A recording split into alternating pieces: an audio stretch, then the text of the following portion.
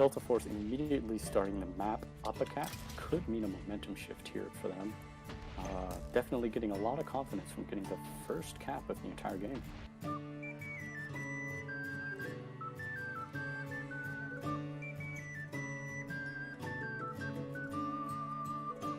This might just be it, giving the 3-1 lead to Delta Force. Wow. That's going to be absolutely huge. Delta Force's win condition is much more lenient than Olympus's. They can focus more on defense. In fact, they can not only focus on defense, we have a steal here from Link that's out and has the medic support.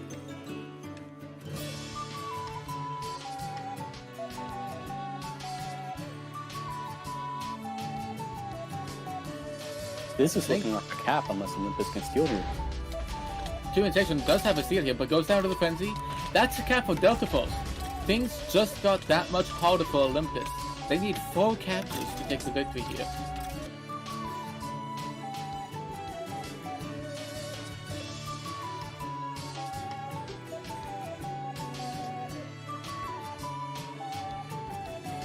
Tons of Delta Force swarming around him right now, making sure no damage is on him. But there's no medic. He goes down, but the Scout picks it up. Scout picks up. Scout needs to drop right now. Nothing is here ninja-wise. Yep, gonna run right into the offense. He's alone now.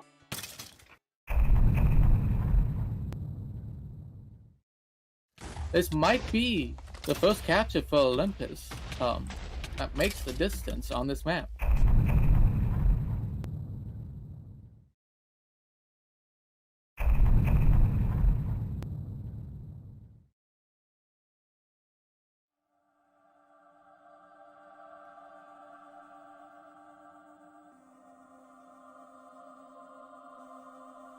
Gengar's actually death tagged at the moment and goes down to the hedge drop from Kev.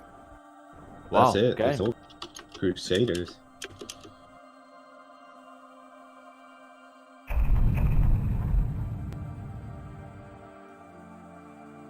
Mega is in the flag room with 5 seconds left.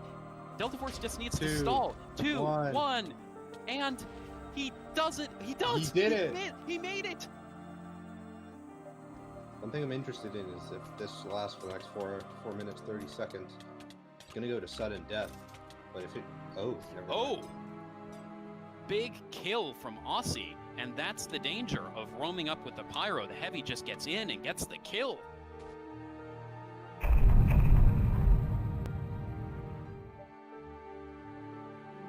Seems like it's working. It just like hasn't finished the job. Wow! Wolfie got the clean headshot. Is there a backup skill?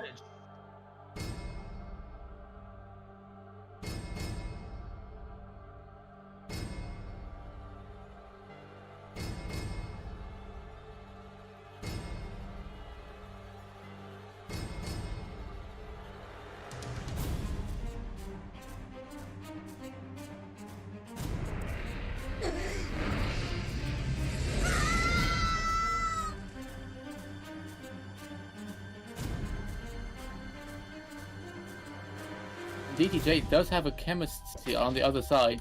Delta Force might be focusing support here. In fact, one's right past the other flag area. Goes down. Yeah. This might be a second capture for Olympus. Things are looking a little bit more feasible for Olympus to tie things up.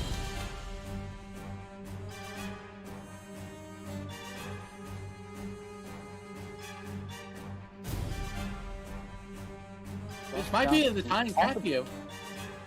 He's going to make it across. The ninja's there. Has to be careful. Still no state. But he's going to get the capture. This is going to tie things up here. 4 minutes left. Looks like he is going to get the restore from the double medic. And this cap could put Olympus in a winning position. Wow. That's an incredible comeback from Olympus there. They managed to sort things out. Yeah, that is crazy. Olympus winning the match here off of 1 cap.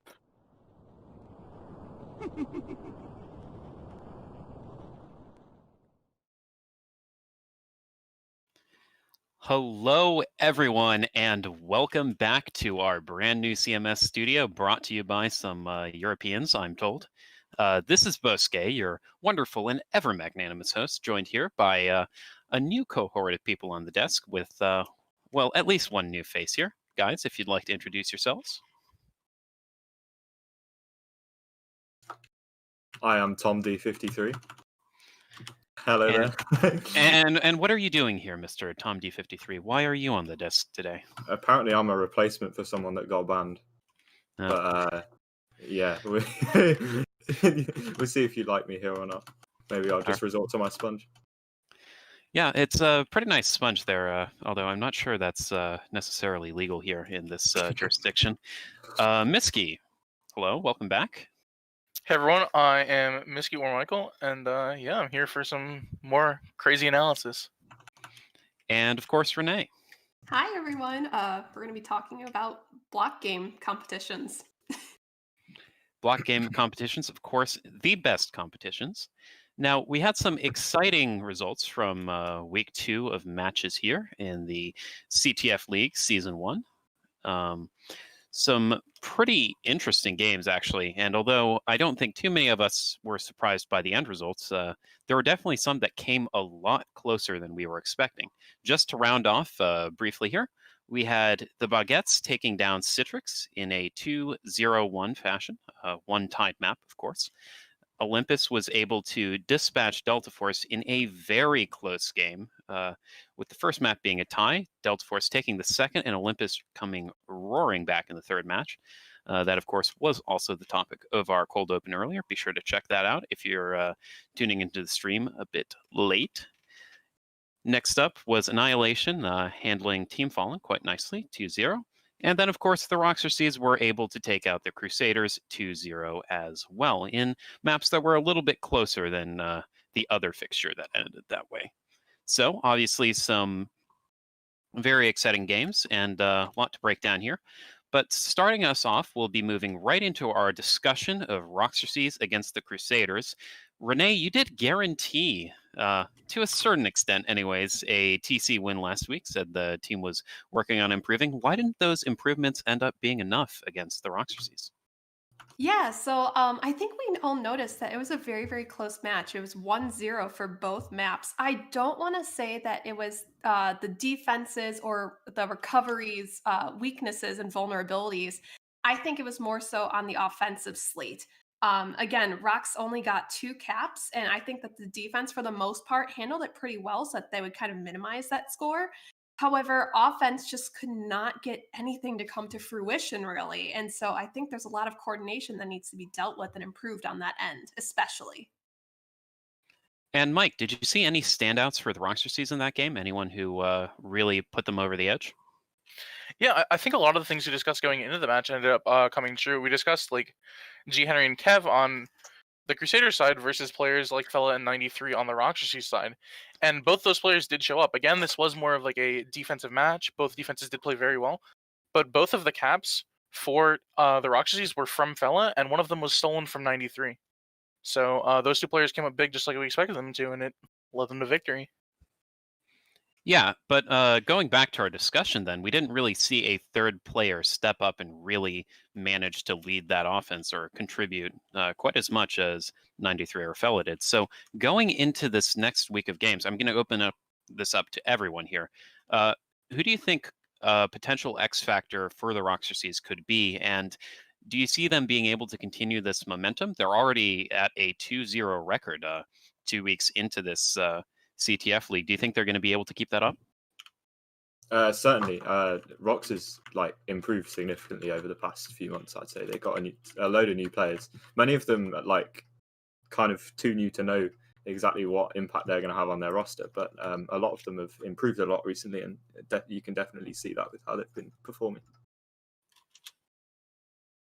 I think you can also definitely kind of root for them in the sense that they're very passionate about what they do, and they definitely put their full effort forward despite not being, not having a lot of experience as a team. They've only been around for about a year now or so, but that still doesn't hold them back from being the best that they can possibly be. And they keep recruiting and they keep improving and they keep practicing and keep doing all those things and exchanging all those facets to combine and create something that has really kind of blossomed over the year.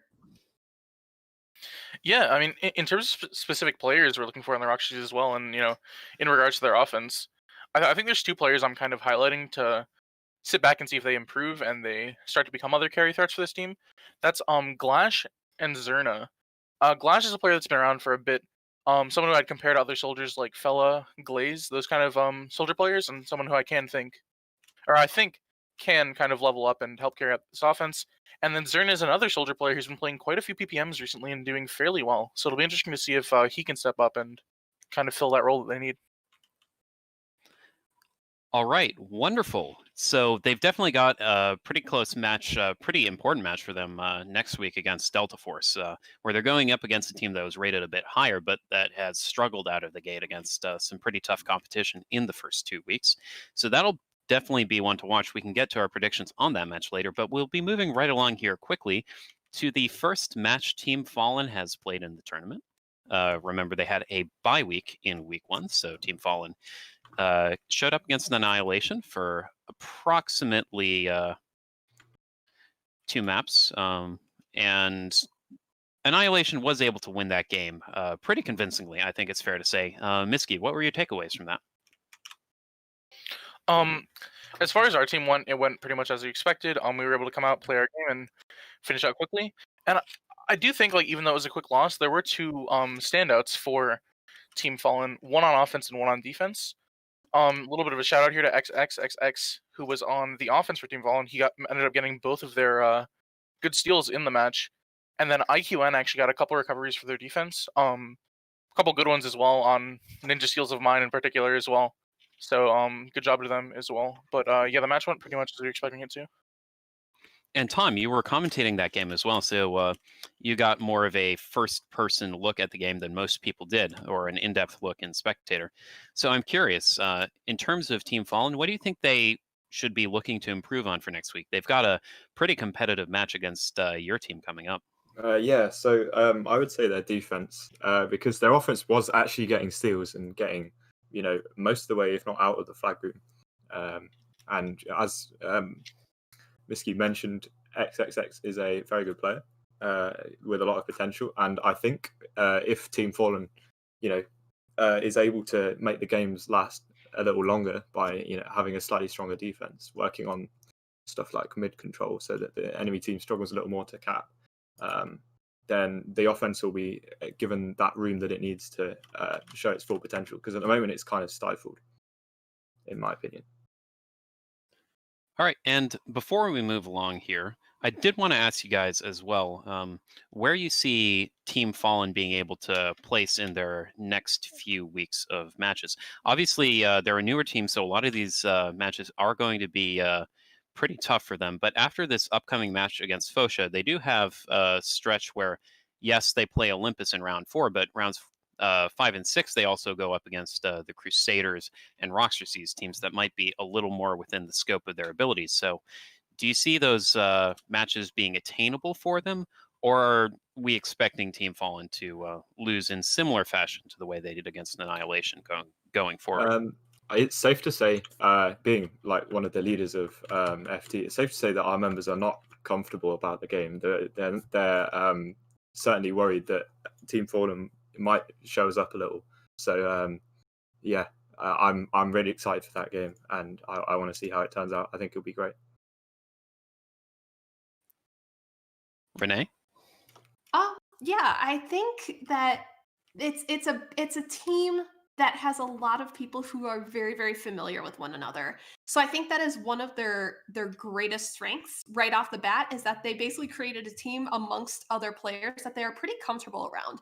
So as long as they kind of keep facilitating that group synergy, I think that they could improve. And I think that this is the best atmosphere for them to do it in, this very competitive, and although it's very intimidating for a new team, this very fast-paced environment. And I think that could really benefit them. So I'm hoping to see them snag a win at some point, because I think they do deserve it. They're definitely trying their hardest.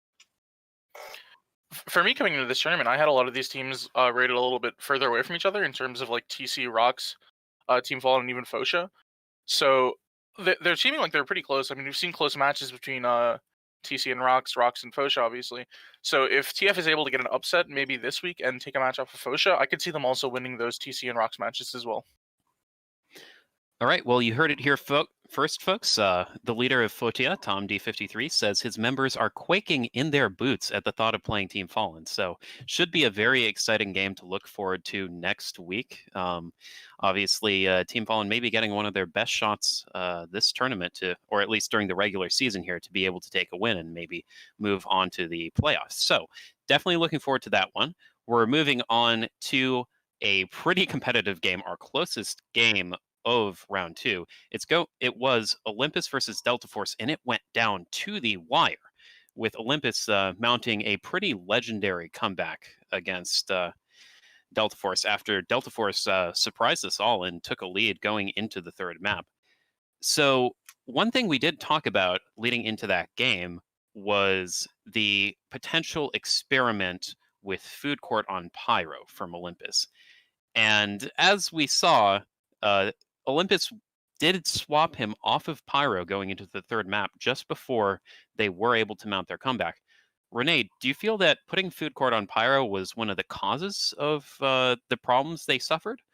Or do you think it was more just a change made to maybe mix things up? Do you think we might see Olympus play food court on Pyro in future matches despite that result?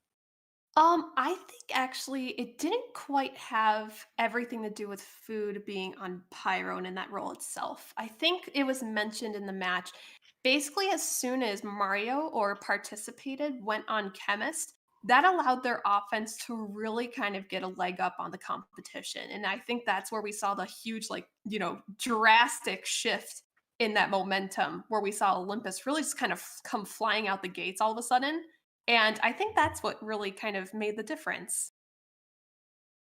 All right, very interesting. Mike, I'm curious about your thoughts on that game as well. In particular, what do you think Delta Force could have done to maybe hold on a little better and prevent this choke that they have started to become known for? So with this match, what DF could have done, I mean, going into third map, I will note, I do think the food court sub had a little bit to do with it. I'm not sure if I agree that he was really underperforming too much, but I think at this point it's clear to see that Olympus themselves did. I've heard that they are still looking to try and figure out who they're running on Pyro, so they're not happy with their Pyro situation just yet. But some things DF could have done. I think for the first 2 maps, we saw a lot of like weird rolls out of Olympus, and those rolls kind of, came back down to earth, stabilized for map 3, and DF just wasn't able to adjust. I think players like Aussie, Sensational. I mean, we saw 3 different players capture on that third map for Olympus, and I'm not sure what the adjustment would be for DF, but I just know there needed to be an adjustment going into the third map, and DF did not make it. All right, and opening one more question on that match up to everyone here. Both Olympus and Delta Force have had a bit of a rocky start to the season. But Delta Force in particular is now in a little bit of a hole. They've started off with an 0-2 record after initially being placed as the 3rd seed in this tournament, and their schedule isn't going to get too much easier from here. They're going to be playing a very hungry Roxerces this coming week, and subsequently they're going up against Annihilation in the Baguettes. So should we expect to see Delta Force turn things around in the immediate future, or are they going to be kept underwater at least until they maybe get some easier games toward the end of the season? I think Delta Force certainly showed off a lot of potential in their second match, the second map that they played this weekend. They made a series of kind of mistakes during Forest of Rivals, which, they're things they can iron out, and I think they will eventually get back on their game throughout the rest of the tournament. So yeah. Yeah, I think the pathway for DF here is you have to go into that Rocks match this weekend, and you have to win. You have to find a way to get a win. Again, this is a match we expect them to win, most likely, but they have to guarantee they come out with that win, and then you have to go into that week 4 and put up a good match versus Annihilation. If you can do that and potentially take both of those matches, then you're still in a good spot seeding-wise going into playoffs with the rest of your matches remaining. Yeah, I completely agree with that. I think they should really kind of, so to say, come out of the gate like kicking in this next match against Roxerces. I think that them showcasing that they could really, for the most part, hold their own against Olympus is a pretty nice telltale to have right at the start. I just hope that they kind of take that enthusiasm and that determination, that perseverance that they showcased in that match, and carry it straight over to this match so that they can secure that win. All right, and while we're still on these two teams, I know this might be a little bit better for the predictions section, but we do have both rosters, Delta Force and Olympus, making pickups going into this next week. Again, roster lock is in place, so they're not getting players from other teams, but they are allowed to pick up free agents. Olympus picked up a player who's showed up a little bit in PPMs lately, a guy by the name of Spenzy. I believe he has some form of familial relation to another friend of ours, Aussie, Force, who strikes terror into the heart of Delta Force members, as we've seen of late. And DF, though, picked up, I think, a pretty key piece, a player that a lot of teams might have wanted to actually grab for their offense. Rain is back for Delta Force going into this next week against Roxerces. So with that all in mind, Mike, I'm going to let you start us off, but I'll have everyone get their say here. How impactful do you think those pickups are going to be for Delta Force and Olympus? Will they seriously change their stakes going into week 3? Yeah, so I guess I'll start with Olympus here. I don't expect Spenzy's a player that's going to start, right off the bat. But he's someone who could develop into a good player, so I'm not sure if it's going to change their, stakes for the regular season. This is a player we could see develop and kind of make an impact maybe in playoffs. As far as DF goes, though, Rain is a player who, like you said, a lot of teams are trying to get. I mean, I know personally at Annihilation, we had reached out to him as well. This is a player multiple top teams wanted as well. He was previously on TB's seasonal member list. They wanted him. So, coming into this season, one of the big notes was, okay, DF lost Rain. They lost Nin. They lost these key offense members they have. What's going to happen? Well, they just got one of them back, and we're going to find out what happens this weekend. And I think Rain is a player who is going to come in, kind of calm down some of those nerves that DF has, maybe in these third map scenarios, whatever. He's very level-headed. I think they're going to be able to eke out some wins they might not have been able to get previously with him on their roster.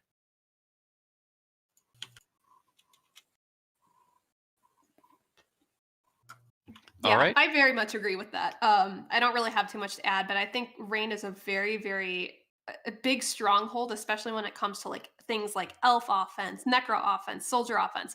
So he's really, really diverse in those roles, and I think that having him will kind of add another brick to DF's big wall that they have on their roster, and I hope that can give them the little edge that they need right now.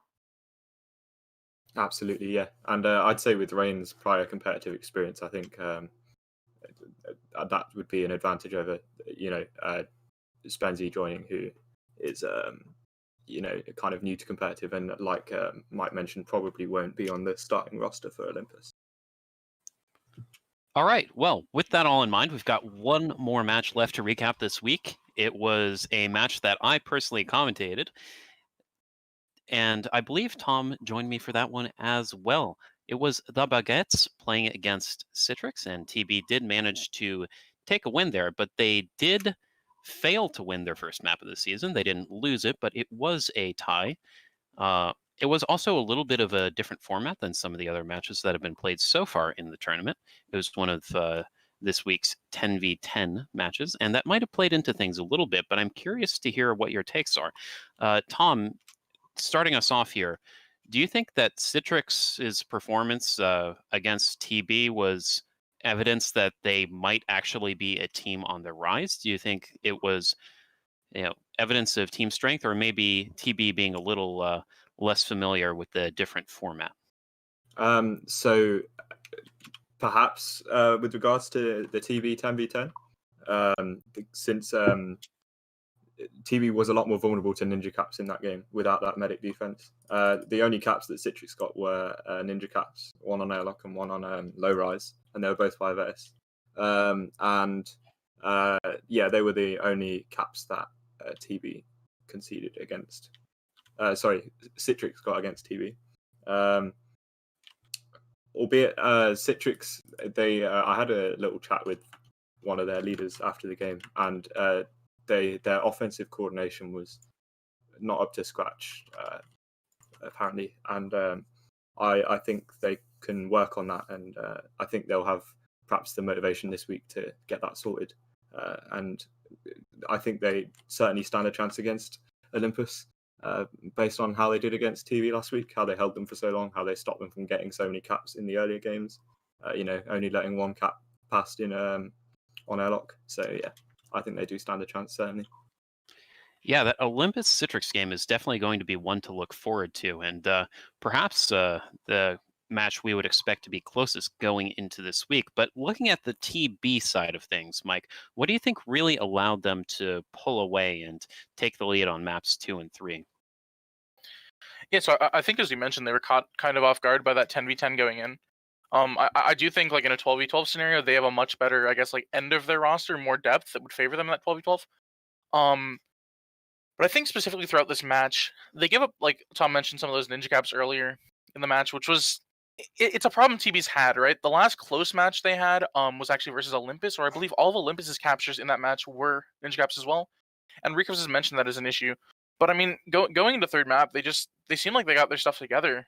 It was a map, again, Forest of Rivals, right, where roaming is heavily favored. TB is a team we consider to have the best roaming in the game right now, and they showed up. Key plays from players like Recovs, again, B2, who I believe ended up getting player of the match as well, with 2 passes to him on Ninja, turn towards caps. It's just that those roaming players for TB continue to show up, and they continue to have good games, and I don't really see a team convincingly beating them if that continues to happen. Yeah, definitely a team still that looks very threatening. So far, we've seen 2 of our top 4-seeded teams fail to take out TB, and they're going to be playing against our 3rd seed, Delta Force, before too long. So, before we wrap things up on the TB game here, I'm curious what you guys think about the overall chances of TB moving forward. They obviously still have a relatively tough schedule at the start of the year with a lot of the top teams playing against them. Do you think over these first 2 weeks they've shown enough to say that this team might go undefeated in the future? Renee, how about you start us off on this one? Yeah, I think it's a really, really good possibility at this point. They've held their own against all these teams and even, not even quite holding their own. Rather than surviving, they've been thriving. It seems to me that they especially like to thrive on those open-ended maps with a lot of open space. As we saw in the most recent match, we saw that they tied in Airlock 1. I think they struggle just a little bit on an offensive basis in more consolidated and congested spaces. But again, as soon as we moved on to those maps 2 and 3, especially with low rise, we really got to see them shine. So especially considering looking at the map pools coming up, I do think that they have a great chance of excelling forward and just keeping that lead up.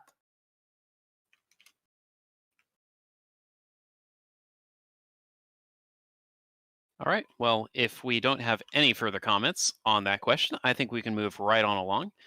Definitely some exciting matches last week, but some even more exciting matches this coming week now that we have a little more context about how strong the teams are, and still a few unanswered questions about where everyone stacks up exactly. So with that in mind, I do have some questions that I want to direct to everyone here. It's the start of what I think will be a little bit of a running segment for this weekly recap show. I want to ask you guys some either or questions. So starting us right off here, do you guys feel that so far Olympus has underperformed in this tournament and, maybe gotten a bit unlucky, but will improve overall? They're obviously a team that has, lost in pretty dramatic fashion to the Baguettes. They didn't win as convincingly as people thought they were going to against Delta Force. So that could be the sign of maybe just some bad luck and short-term underperformance. But at the same time, there is always the possibility that Olympus was just overhyped to begin with and doesn't really stand a chance of beating top teams. Mike, starting us off, where do you think they actually stand? Personally, I'm still going to go with the narrative that I think they have underperformed and they will improve. It's really hard for me to look at the roster and just like the raw talent they have on it and view this as a team that isn't going to get better over the course of 7 weeks before you head into playoffs, right? Because I mean, at this point, I think regardless of how much they underperform, they're going to be in the playoffs, and that's what's really, really going to matter. And I think within 7 weeks they're going to be able to. I think Spenzy, getting a pickup is nice for them. And I mean, they are actively trying to solve their problems, right? So 2 big things we've noted for them are the Pyro issue, which they've been trying to figure out. I'm not sure if they have an answer for that, but Iceman came back and played last game. Who knows? Maybe he's in for the rest of the tournament, right?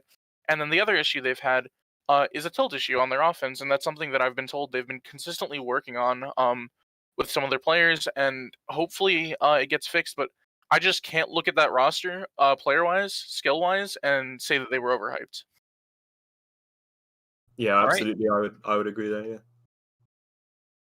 Well, Tom, if you'd like to elaborate further on that question. Like Mike said, they have very high individual skill players. They just need to bond a little better, and if they are working on that on offense, then that will certainly help them out. Plus, they have had a few kind of tough matches, and as they get to play the slightly lower seeded teams, I think that might motivate them a little more. If they're, they'll be able to get wins and focus on coordination rather than desperately going for caps in some situations. If you get where I'm coming from there. Of course. And Renee, any further thoughts on that question?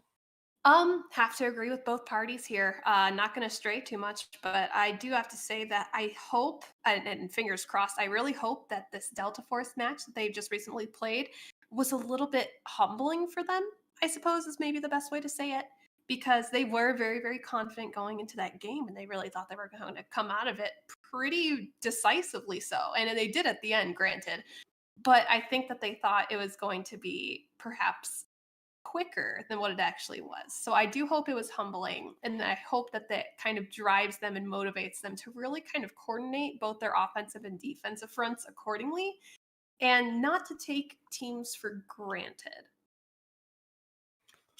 All right. Well, moving on to our next question here. Thank you for those wonderful takes.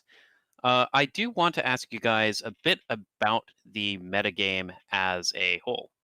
So, with that in mind, do you guys feel that right now, this metagame that we've seen develop over the last 2 weeks of group play is one that really heavily favors mobility classes like soldiers and elves on offense? Do you feel that it's a more diverse metagame, that different play styles on offense do actually have time and space to shine on a variety of maps, that maybe bulky offense isn't just a niche pick, so on and so forth? Renee, how do you feel those viewpoints stack up? You know what? I'm going to be honest. I feel weird in the sense that I don't really have an opinion on this, to be quite honest. I think it could go either way.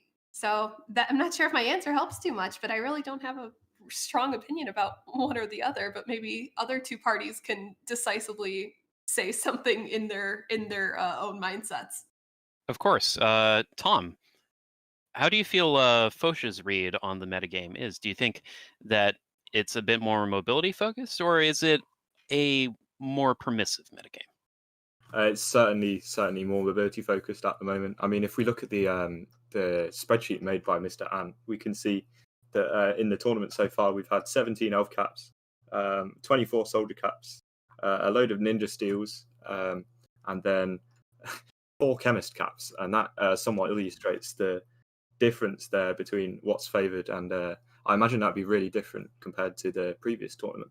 I know I've certainly transitioned from playing chemist offense loads for FT to playing a bit more elf, since the mobility you get with elf is quite powerful, especially when you have bulks controlling mid, you can fly over them and fly past them.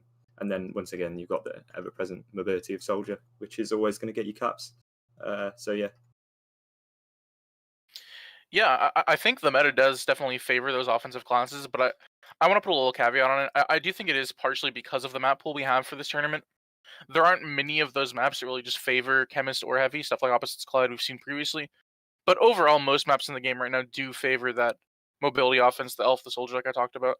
And I mean, this is coming from a perspective where I main soldier, and I've played soldier with and without a really good elf in the past. Up until we got Carson, we didn't have a really good elf player, and getting him on the team, although he's gone for a little bit now, was a huge boom to our offense, and it helped out a ton. So just seeing the impact he had makes me think it is offensive, like mobility favored for the meta at the moment.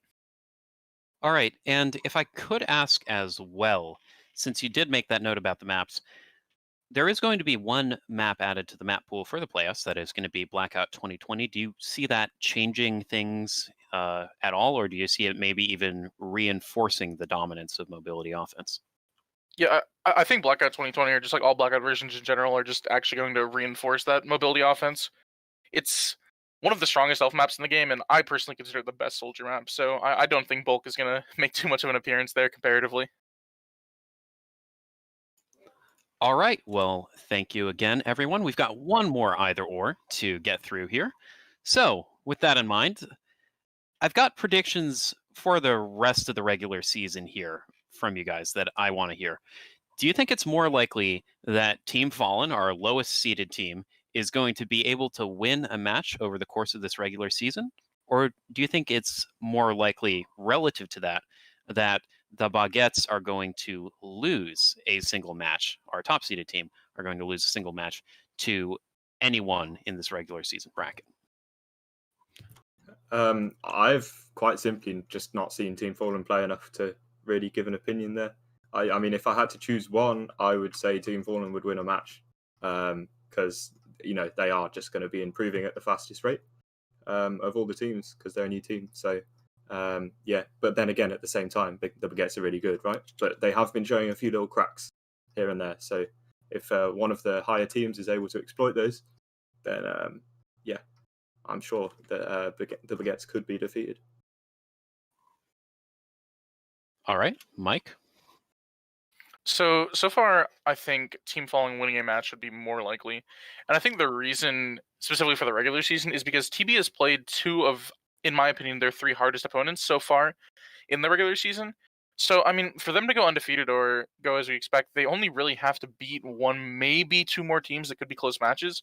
Whereas Team Fallen has chances against, three teams that we noted before, TC, Fotiá, and Rox to potentially take a match. So I think Team Fallen just has a higher likelihood of doing that based on the rest of their schedule. Yeah, I have to agree. I really don't see the Baguettes losing any time soon, at least in this season right now. As Tom mentioned, like every team, they do have cracks that can be exploited, but I don't think those cracks are as big or as deep as they could be for other teams to chip away at them and really kind of get down to the nitty-gritty of what they need to do to beat them. They're pretty solid. So I do believe that Team Fallen does hold a better probability in the sense that they could best one of those three teams that we were just talking about. All right, well, that's definitely heartening to hear, although maybe not so much for myself, knowing that I'm going into a match against TB tomorrow. But hey, definitely interesting to hear both TC and Fotiá members, Fotiá, my bad, talk about Team Fallen as a legitimate threat here. So very exciting to hear, and I definitely look forward to seeing the Fotiá Team Fallen match in this coming week. So that wraps up our either or segment, and we're going to start looking at next week because we've got some spicy things to talk about. Perhaps a little less spicy, though, is our map pool here. We've got 3 different maps for this next week, and I'm curious to hear how you guys think they're going to affect things. First off, we do have Bazaar I. It's the first time, I believe, that it's been played so far in this tournament.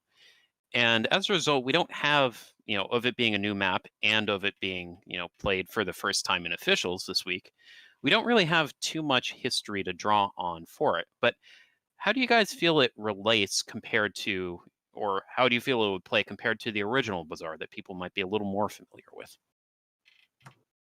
Scout is certainly less strong on this version of Bazaar than the other one, just because of the void swaps. I mean, the previous version with all the void swaps was horrible to play against his offense. Also, Archer is slightly less impactful. There's a few, since top of spawn and top market is fenced off a little. There's fewer locations for Archer to stand in, but they can still be impactful on top of spawn and in the back right corner behind the flag.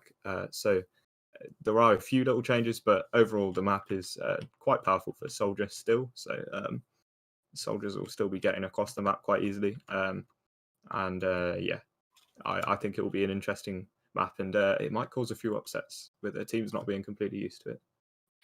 Yeah, I agree with Tom a lot here. I think this is a map that had a lot of good changes for it, specifically removing some of the more difficult stalemate spots. And then the changes to top spawn and the fences added, it's an interesting dynamic, because in one sense, not having the sponge on the end kind of makes it easier for soldier to go up over the top and not get chased. But then the route back behind spawn that didn't exist before, the low ground route behind spawn, is actually pretty good for getting yourself early support. So it's going to be really interesting. I think this is a map where we're going to see those soldier and elf steals come like early and often, but maybe those stalemates will be very, very quick compared to other maps. All right. So next map up on the list is going to be Rundown. Rundown is a map that we did see in week 1 and that we did see in week 1. And one thing of note on Rundown was that every team or every match where it was played, a team got an early cap. I think our theory on that at the time was that teams really weren't used to how offenses were attacking you on Rundown. So the teams that got caught off guard by the offense style on Rundown gave up caps early on. Notably, Delta Force got one against Citrix. We saw the Roxerces grab one with 93 getting a very nice cap.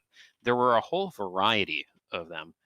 So with a little more experience on this map, do you think that teams are maybe going to be able to cut back against or cut back on the easy caps given up that way?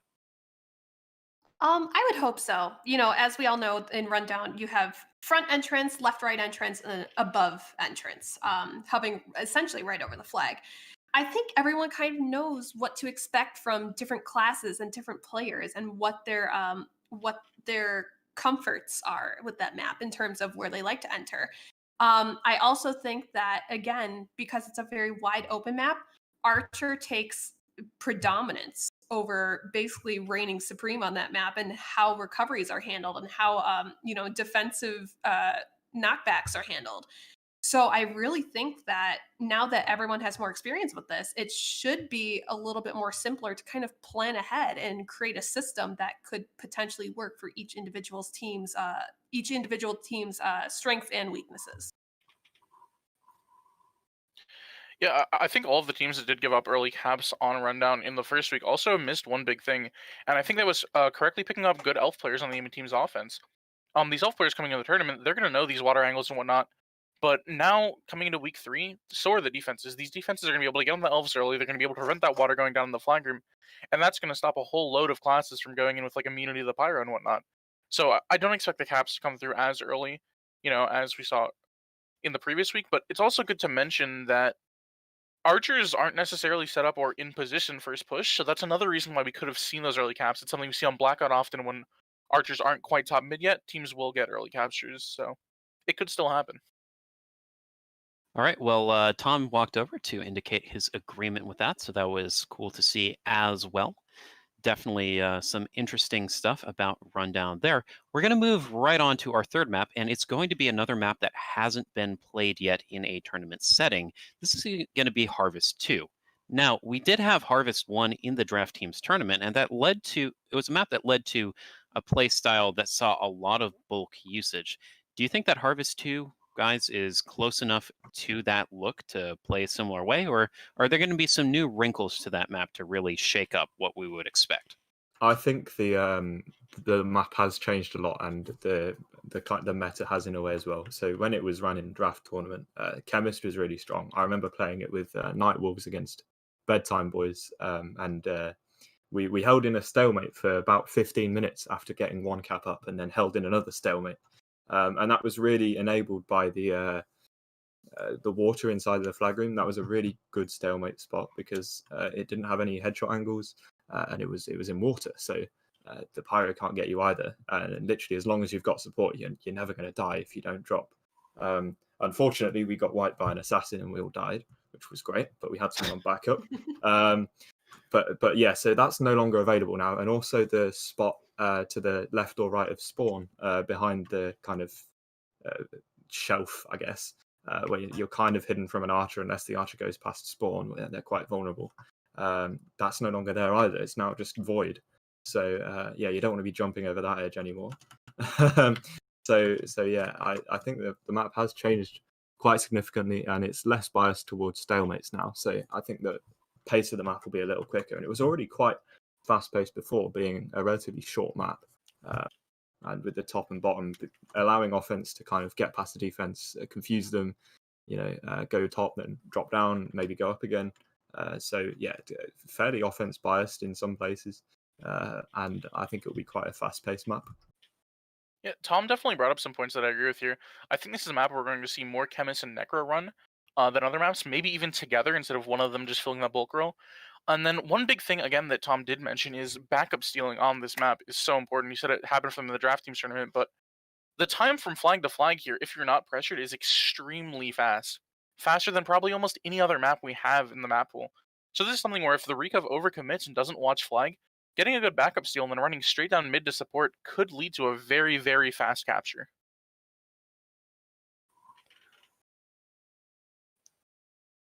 All right, well, with Renee seeming to agree, at least based on Minecraft character movement, I think we're going to wrap things up on the maps here. Definitely agree with a lot of the points about moving between different vertical levels on Harvest 2. It's very important, and players do need to take that into account, especially when playing against some of the better offenses. So, with that all wrapped up, I think we are just in time here to move on to the upcoming matches for Week 3. Again, we did talk about these in some of the segments already, but we've got some spicy ones. We did mention before that TB are going to be playing Annihilation. That's a match that's been pretty exciting, a match that we've been looking forward to, I think it's fair to say, even with a little bit of trepidation on the Annihilation side of that. Then, of course, Olympus is going to be playing another very big match against Citrix. Those are two teams that have definitely the potential to surprise and entertain with their skill level. They're both full of very strong players, and we're excited to see that. Delta Force, who have had a bit of a rough start so far, are going to be matching up against the Roxerces, a team that's already 2-0 and hungry for another win. They'd love to be able to take out Delta Force and have a real shot at moving up into the upper half of the playoff bracket. It's a pretty big game for them, I think it's fair to say. And then, of course, Fotiá will return from their bye week to play against Team Fallen, who had their first match last week. A game that, as Tom noted, Fotiá's players are absolutely terrified of and seem to not even want to sign up for because of the strength of Team Fallen. So, with that all in mind, those are our 8 teams for this coming week. And, of course, the Crusaders will return for Week 4. So, let's get into predictions for this upcoming week. This is always my favorite part of the recap segment, and I'm excited to see just what everyone predicted. I imagine the desk will see it now on Nin's stream. So with that in mind, we're of the same mind, I think it's fair to say, on 3 of our matches. TB and Annihilation, we've all picked TB. Delta Force against the Roxerces, we've all asserted that Delta Force will be able to pick up that win against Rox and limit their playoff ambitions a little bit at the very least, or their playoff seeding ambitions. And of course, we've all picked Fotiá against Team Fallen, although now that I've heard just how scared Fotiá's members are, I think I might want to change my prediction. No. Tom, with the comments you made on Team Fallen earlier, why would you predict Fotiá? What do you think their edge is? So I did mention that our members weren't perfectly comfortable with it, but we're certainly confident going in. But we were aware of the fact that Team Fallen does have a quite an underrated offense. So we can see that being something that causes problems on maps like Bazaar, where soldiers are really strong, and I know they have some quality soldier players as well. So we'll certainly be watching out for that, and that would be the point I was trying to raise earlier anyway. All right, Renee, how about you? Why did you end up picking Delta Force against the Roxerces? You've obviously seen Rox, and you've seen their drive to improve and their strong play in previous weeks. Why do you think Delta Force takes that game? I think, in my personal opinion, it has to do with 2 main factors. The first factor is, as I've mentioned previously when we were discussing the matches from last week, Delta Force really held their own against Olympus, and I thought that alone was pretty impressive, especially since the majority of the audience watching that match thought it was going to be a pretty quick and brutal end from what it sounded like.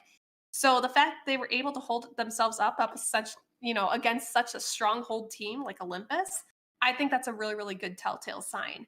And additionally, I also think that the addition of Rain, as we mentioned a little bit ago, could push them over that edge that they might be, on the same level as Rox. I think it might push them a little bit above and beyond that. So I think that those two combined factors together will ultimately help them to reign supreme in that match.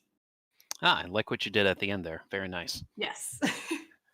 And Mike, you've betrayed our trust here and picked TB over Annihilation, although I'll admit I might have done the same myself.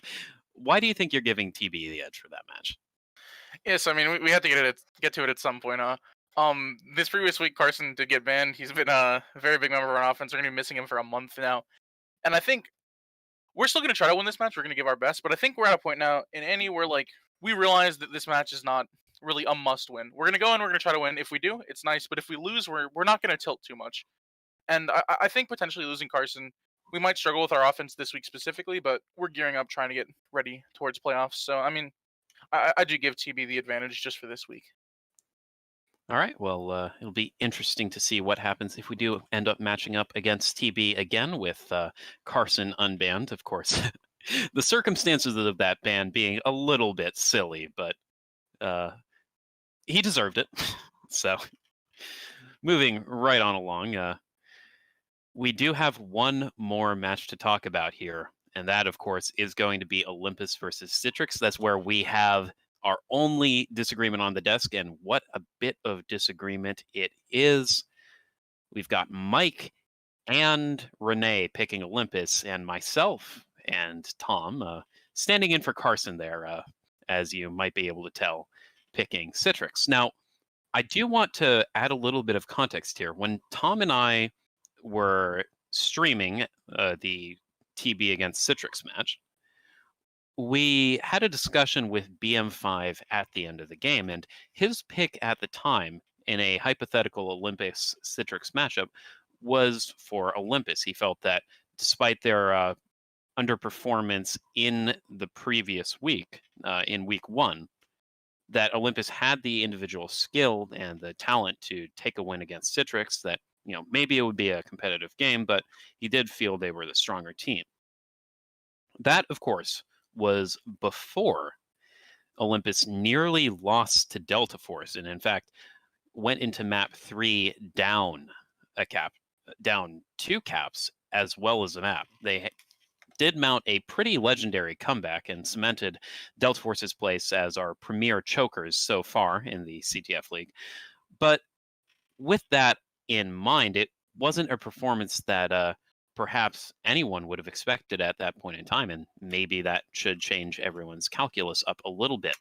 With that in mind, I'll let our resident Olympus simp, that of course being Miski, make a case for them. Why do you think Olympus is going to come out on top in this match? Well, when you said Olympus simp, I thought you were going to go to Renee, but I can comment on this game. Okay. So I think that it's kind of the kick in the butt they needed at the end of that DF match, where they realized, what are we doing? What roles are we on? They're on all these random roles going into that match, and map 3 they kind of come together and they're just like, hey, if we just play our game, get back to our normal style, we can win. And I expect them to go into this week 3 match not really messing around as much like shenanigans as they did going into DF. This team, I can tell you, straight up, Olympus probably was going into DF thinking it was going to be a much easier game than TB, even a much easier game than this Citrix match they have this week. So I expect them to go in, take it seriously, and I think, again, that this roster is very capable of beating the team that they're up against. All right, Tom, counterpoints. How do you feel about your prediction with all of that in mind, and where do you think Miski is going wrong in his analysis of that game? Well, we've seen how CX did against DF, and we've seen how DF did against Olympus. So I'm using that as my basis for my prediction. And I do think that CX's defense you know, quite strong. They might be able to, you know, trigger that kind of tilt that we were seeing in Olympus's offense before. You know, maybe college degree on the scout, annoying all of the main cappers, making sure they're death tagged and stuff. But you know, it is all still to play for, and my prediction is a bit of a, you know, different one to the rest, but you never know. It might be the case. We'll see. All right. Well, definitely taking over for Carson in the spicy predictions department, a replacement in spirit, not just in name. So that is wonderful to see. Renee, how do you feel about your Olympus prediction? And before you get on to that, I do want to add, we have a comment in CMS chat from Aussie. He's asking if anyone has watched their last match against Citrix. I have not watched that one, so I barely remember that. I think that was actually when I was still on Olympus. But being at least on this board of members that we have right here, being the number 2 Olympus simp, I suppose, since I was overrun by Misky just now. I think it was really hard to actually make this prediction because I think that it could be very circumstantial depending on how both teams are feeling that day. I think it could go either way, but I do think Olympus has the edge in the sense that they were really able to finally solidify their offensive strategies and mechanics in that DF game at the very, very end. I know there was a little bit of haphazardness with who's playing what and who's the strongest in what and how are we going to get out. I think once they solidified that, and whether or not Food has his Pyra role to blame for that as well, who knows? But they know that for certain. So what they end up doing next could be very important. And now that they've had that kind of trial and error experiment, which may or may not have been very, very risky for them to do, they are more strong coming out of that. And I think that they could topple CX just based on now that they've kind of created a more sturdy coordination. All right. Well, that's definitely a reasonable take, and I'm not going to argue against that too much, outside of the fact that I think it's my belief that Olympus are tilters, and as soon as Yubao and Bubs start breaking Evan's ankles, that team is going to fall apart quickly, and I don't think their problems from the previous weeks have actually been addressed. Of course, a bit of a spicy prediction on my part as well, but I'm very interested to see how this one goes, and best of luck to Olympus turning things around. So with that all in mind, I believe that wraps up our predictions segment here. Obviously, we welcome any further discussion in the comment section as well as in the CMS live chat. Excited to see how these games go, so be sure to tune in starting tomorrow. We've got a variety of different matches on our schedule, and we'll be starting things off, if I'm correct, with TB against Annihilation. So that will be an interesting one to see. We do also have Olympus and Citrix coming up that same day later on, so excited to see that one as well, especially with my prediction in mind. Chat's reacting to that right now. So. Wonderful reaction to that. I'm sticking true to it. That is my word. So we'll see all of you then, and be sure to tune in next week to catch up with us, see how all our predictions went, and get ready for the subsequent week of matches. We'll be signing off now. Thank you for joining us.